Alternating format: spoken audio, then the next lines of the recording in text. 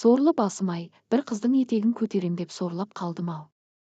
Бұл көрші подъезде тұратын жігіттің айтқаны, темекі тартып, көлігімді шұқылап тұрған маған сәлем бере салып осылай деді. Не болды деп үлгермедім, әңгімені асығыс-үсігіс өзі бастап кетті.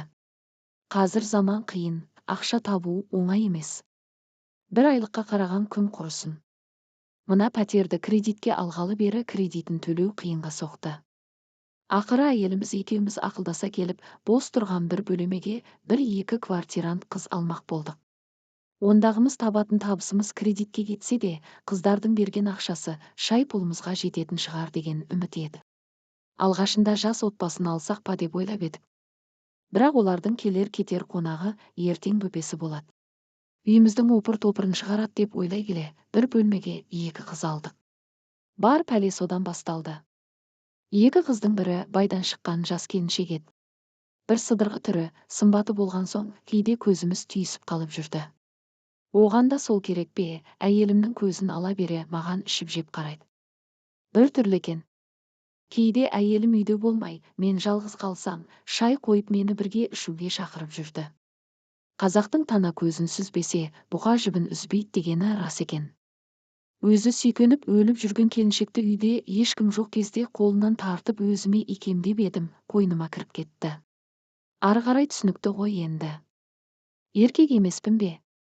Содан бастап үйде оңаша қалсақ, квартирант келіншекпен құшағым айқаса кетіп жүрді. Мұның соңы басыма пәле болып жабысарын білсемші. Бірде жалаңаш құшақтасып жатқанымда ұялы телефоныма түсіріп алып едім. Ыстық құшақта елтіп жатып өшіруді ұмытып кетіппін. Содан кешке әйелім бір жерге хабарласайын деп телефонымды сұрап алған. Теледидар көріп кішкене қызымды құшақтап жатқан едім. Әйелімнің жан дауысы шықты. Жүгіріп барғамын.